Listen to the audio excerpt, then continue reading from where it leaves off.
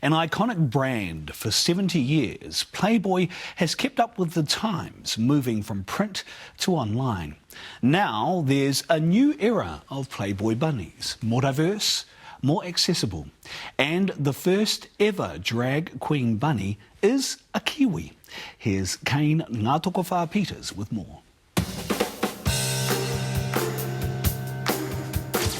Playboy Bunnies have been a prominent part of the Playboy brand for 70 years.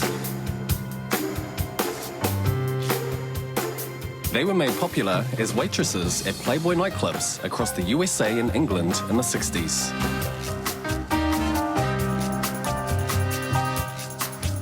But what does this 28-year-old Wellington government worker have in common with Playboy Bunnies? I think the first blonde bombshell that I was obsessed with was Britney Spears. I used to love waking up on Saturday mornings and it was like Coca-Cola Top 40. Baby, can't you see? I remember loving that because we had a VCR, I would record them and then I would play them back over and over and I'd learn the Britney Spears choreography. Everything that I liked was pink, pretty and gentle. As a child, I wanted nothing to do with anything that was masculine.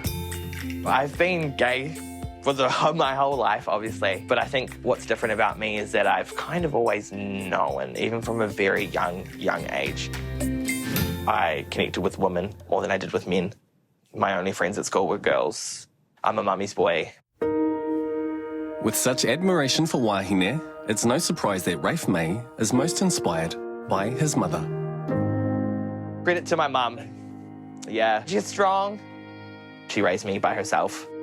She is funny, she's confident, she's really tough. She's lived a whole ass life, which is inspiring in itself, really. I used to dress up when I was a kid. I'd make my cousins sit at the end of the hallway and I would come up and down the hallway in my mum's shoes. I guess giving them a runway moment. Mum said that she would always pick me up from kindy and I'd be in a dress. There was like a particular wedding dress there that I really liked. Mum thought I wanted to be a girl before she thought I was gay because apparently I came home from school one day like crying my eyes out like, why can't I be a girl? Why aren't I a girl? I think a lot of the time Mum's just worried about how other people thought or how they would treat me. Oh, why are you hanging out with girls? I hang out with the boys at lunch. Because I want to play mum and dads. I don't want to play rugby. Raife May grew up on the east side of Porirua. The men that I grew up around were rough. It was toxic masculinity at 100%. I never felt aligned with that. Only as I've gotten older, I've kind of been more open to my own masculinity in a way. I think my brain has tried to save me from a lot of trauma and I can't actually remember a lot of specific details with my father. None of the violence was ever directly at me. I was never hit or anything like that. I mean, I got hidings when I acted up or anything like that, but it wasn't. I mean, I guess that counts, right? There was also gang violence around me. I have a memory of being in the car with my dad and there was a patched black Pāho member on the cement and he literally just drove his car up, floored it and hit this guy. And then we just drove away. Every time I got in the car with my dad, it's either full of mobsters or he was speeding. Then I decided at 12 or 13 that I wanted to go no contact because I just wasn't getting anything out of the relationship. The first time I met Raife would have been probably in year 9 when we were first starting at Aotea College. Tayi Tibble is one of Raife's best friends from high school.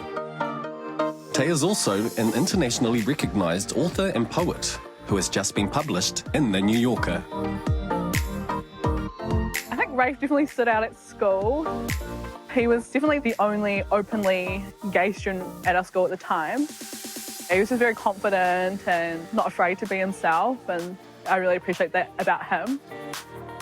My childhood was quite similar to Raife's. It was quite tumultuous and difficult or complicated at times, which I think is similar to a lot of experiences of people growing up around here, just because of the socio-political environment. Raife and I, we kind of grew up with fairly limited resources and maybe not always the encouragement that we wanted to see at certain times. It can really inspire or encourage a lot of creativity. And I think a lot of the things and the art and the things we were creating and were interested at the time, we kind of were drawn to, I guess maybe as a form of escapism from some of our realities that we were seeing in our day-to-day lives with our family. And as soon as these two made it out of high school and into the adult world, Raife's alter ego was born. I am Bunny Holiday. I am a 28-year-old drag queen from Wellington, and I also happen to be the baddest bitch in the city. I've been doing drag now in Wellington and around the country really for about 7 years. I feel like now I've found who she is, and I've kind of made a mark on Wellington itself. I'm a drag queen, so I can toot my own horn, but I'd say I'm kind of an icon.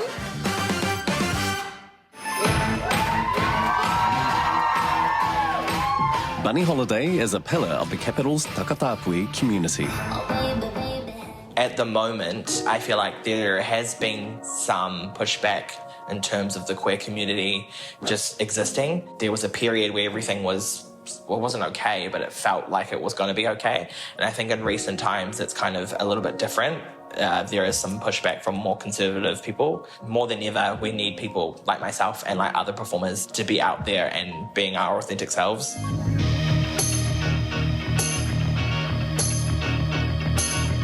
Bunny was the 2022 winner of the Mixed Capital Drag Pageant, New Zealand's longest-running pageant for drag queens, and recently, Drag Kings.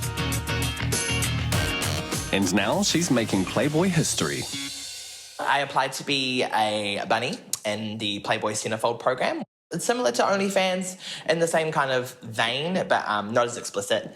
I noticed that they were asking for an inclusivity. I noticed that they had some cis men and some trans women as bunnies, and I didn't see any drag queens or anything like that. And I was like, well, you already look the part, you know everything about it, like just give it a go. And I applied. I sent in an application. I didn't hear from them for like 5 months. So I was like, oh my God, I haven't got it. Like I was like really like sad about it.